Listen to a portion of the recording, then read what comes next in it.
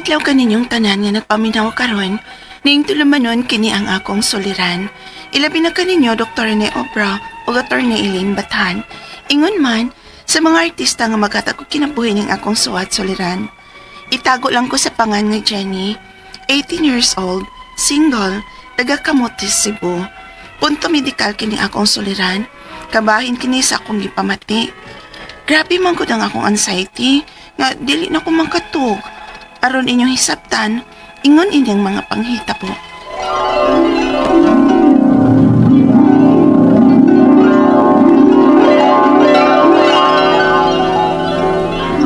Nagsige lamog lang niyang pungad ng TV. Di ay mga buhato ng diri, wag yun na ninyo buhata. Ano man mo? Mga anak mong mga dato nga maghayang-hayang lang mo dinis bay. Pangliho ko no mo, be. Sige, tanaw nang wag ganit ang makasabot ang sige panulti ang mga Koreano dis TV. Mura ba yung kamura mo bayad sa kuryente, no? Mapaywa tayo kwarta. Sige pa mo, pangayo anang amutan sa eskwelahan. Kung mangayo ra ba mo, murag nagkalibang ko diri kwarta. Murag gibmog mga anak ko mga kwartahan. Panglihok na mo! 不行，绝对不能告诉他。 Jining, anong gipaong man na nimong TV? Pagmun makaha, Ingon di ko nga pagnon. kalipog uy. Hoy! Jine, asa ka? Hoy! Jine! Tapoy ninyo ay.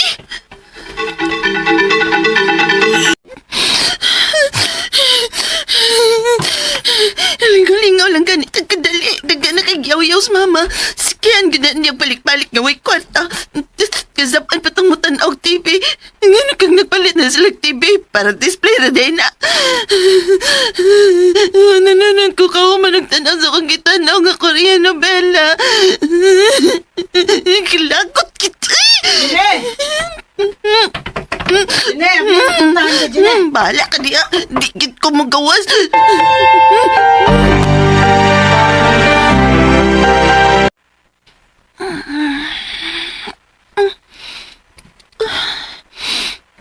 Nakatuog na lang dahil ko kinilak. Gabiin na. Kigutom naman ko.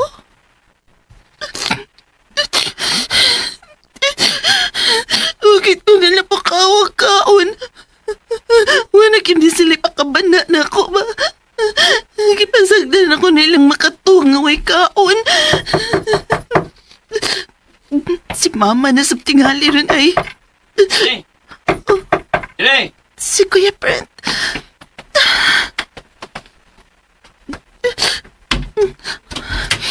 Kuya, Usam ka, oy! Samot mi ka sa kusmama, do. Nagtugo ni papukaw ka, kaon ka. asa man day siya? Nalakaw sa papa. Namukos na ibilaran nga namatay. Gutom na kay ko. Aw, saan di mo? Ano, bitaw nagpundog na sa kwarto? Oh. Ganyan luktok sa mga papa, oy. Nanuktok mo? O, ganyan nasukog ba yung mama? Ujo ka, kamata? Ko kay Pao. Kaon ito ka. Eh, hubag pinang matan mo kinila ko, eh. Usam ka, oy. Parang kag wamana ng mama taon. Nga, nanam yung sa mama. Sigbalik ka ng yung istorya. Manim suko. Ito, libi ba, eh. Kina, kaon na. Kuya, Hmm.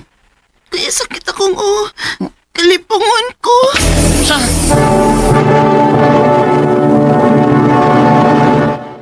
Alright.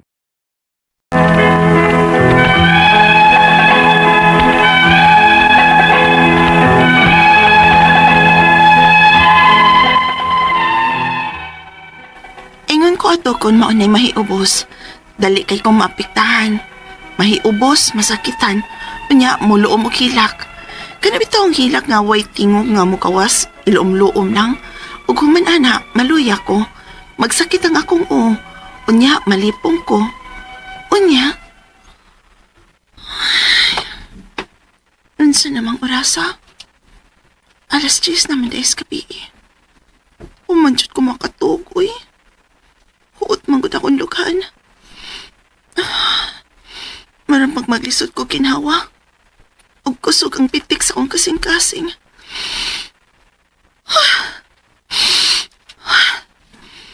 Bisan pag magduka ko no. Di man dyan ko makatuog, uy. Kay basin nun si may tabo na ko. Basin nun niya, dili na ko makamatay ni kabuntag. Mamatay na kako, ani.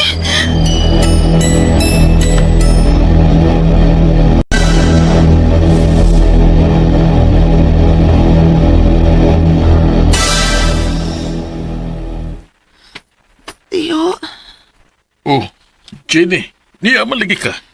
naas tiya, tiyo. Oh, nilakaw ra ba? Gano'n mo di? Pwede ka nilang una ko sa inyo, tiyo. Ha? Dili ka mo eskwela? Niya nag-uniform man ka? Wa ko'y tog, tiyo. Matog sa ako din sa inyo, pe. O, unsa? Tuka na gyud kay ko. Lapad na kay akong o. O, ding luya kay ka. Ano mo masakay tog? Ah. Oh, nanadistiya ni mo eh. Nagpahatod og motor. Mahinoon, tiyo. Kay gusto ko makiksulti ni tiya. Tiya, Naunsa ka, Jenny? wa ko'y tog gabi eh. Ha? Nga naman. But tiya, eh. Anxiety siguro ni. Ha? Di ko matog kay basin og dili na ko makamata. Sa?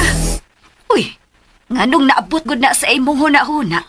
Ang huot man nga akong dugan, tiya. Maglisod ko sa pagkinhawa. Kusog ang pitik sa akong kasing-kasing. Maong mahadlo kong matog. Uy, dili na maayo, Jenny. Uy, nahala. Mahadlok man kang maibaw ang mama ni mo nga wa mo eskwela. Hala, katuog sa dito. Tiya, ay kong biyai ha. Basig din na niya ako kamata. Ha? Ay, sige. Katuog lang una. Kay kinahanglan gid nimong makatuog kay.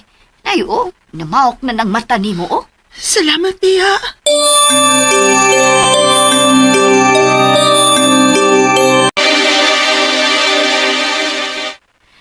Mauding absent kagahapon? Wa na ko kasabot sa akong gibati din, uy. Hasol na beso na una nga sige kong kahadlok mamatay, uy. Mas may pa siguro og mamatay na lang gid ko. Aron dili na ko mapatiin, eh. Sa? Uy, ayaw ba yung anak, Jenny, ha? Makasabay ka, anak.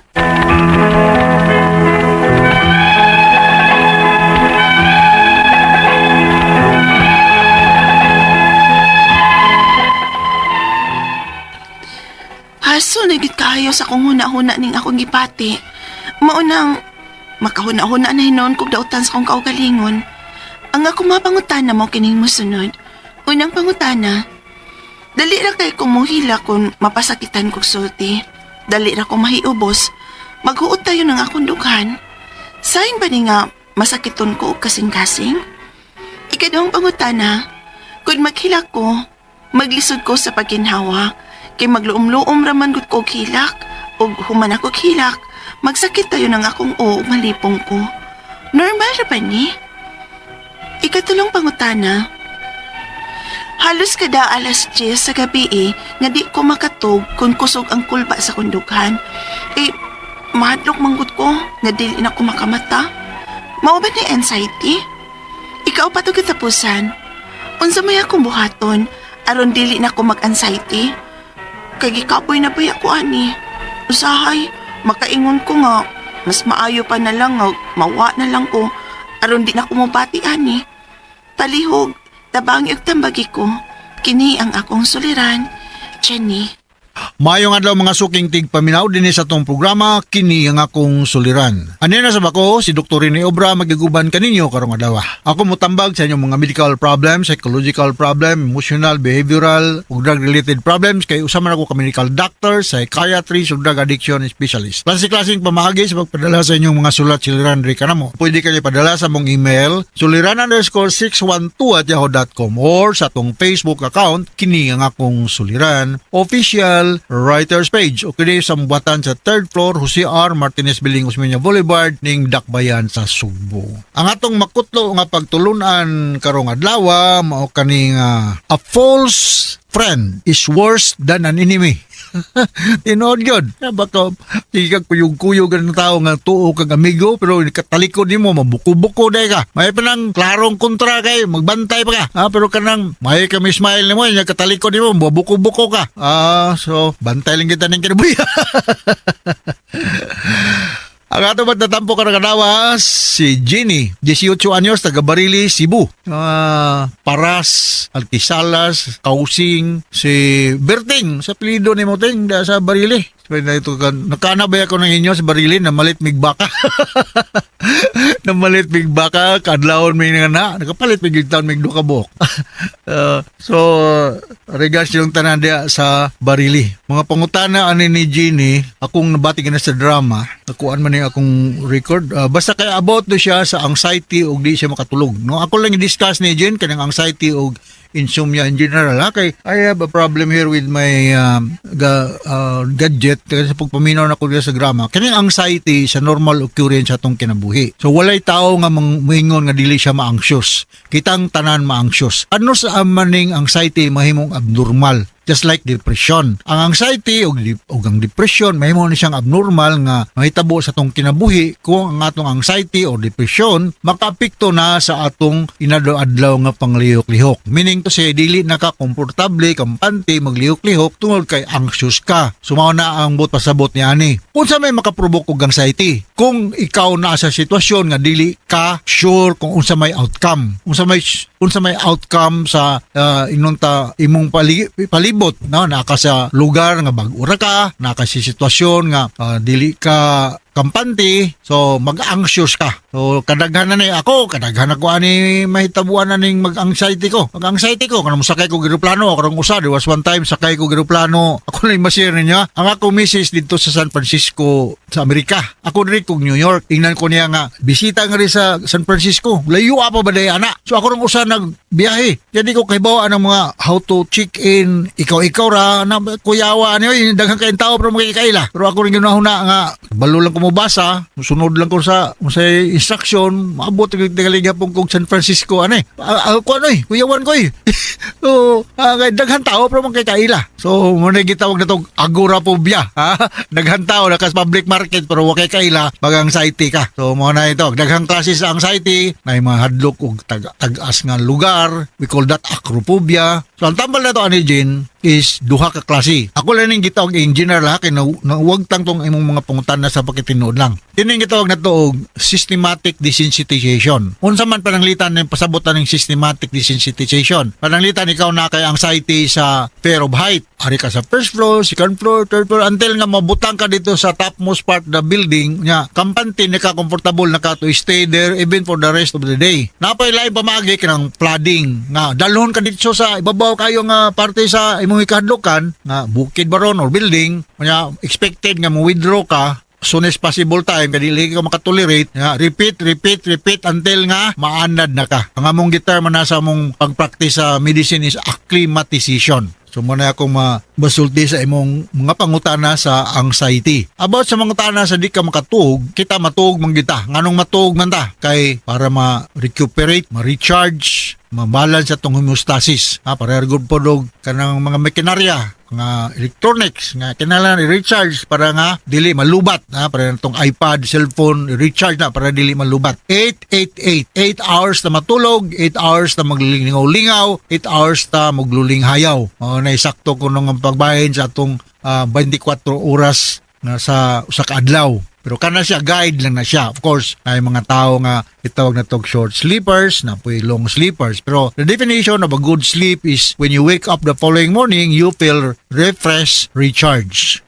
Ayaw pagtuo nga natuog ka gikan sa alas 7 sa gabi hangtod sa alas 10 buntag nga will kanang sakto ni mong tulog pero haggard looking gapon ka. Dili na siya ingnon ta mao'y basihan sa good sleep. So unsa may mga factors nga maka-alter sa imong sleep pattern, hindi ka makatulog. Ako almost every day ko mag-prescribe og para katulog nga mga tambal. Daghan kay tag ma-prescribe nga tambal. Akong kasagaran ma-prescribe Limborixant o Daibigo, kining mga Zolpidem or Stilnox, kining mga benzodiazepines, daghang mga para katulog, no? Di man gihapon ninyo mapalit og prescription. Unsa may mga maka-apekto sa atong pagkatulog, kanang naakay anxiety, di ka katulog, naakay depression, naakay mga problema sa kinabuhi, or naakay ingnon ta kanang medical problem, ha? Naakay mga medical problem. Kasagaran sa mga tao nga naay mga medical problem di makatulog because nobody will be happy kung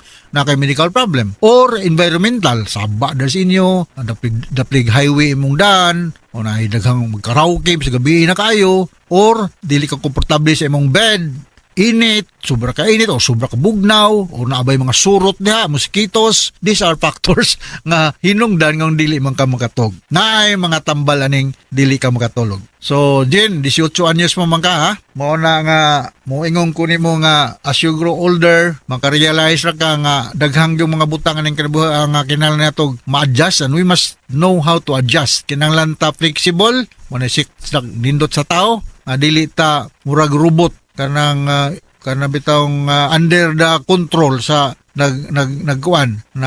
control sa kaning naggunit sa remote control. Okay? So, now nakasabot ka sa kong speaker ni mo, Jen. Wala lang kung go into the details sa mong mga pangutana kay actually na problema nga kung gadget dire. But I talk to you about anxiety and insomnia. Insomnia meaning dili makatug in generality. So, thank you very much. Sinaot kasabot ka sa kong speaker ni mo, Jen. Nung to sa libuan, million sa naminal sa programa kini ang akong suliran. Ako si Dr. Rene Obra. Thank you very much. Again, from all of us here sa Radio Mindanao Network Production Center, Radio Mo Nationwide Tatakaraman. Daghang salamat o maayong adlaw.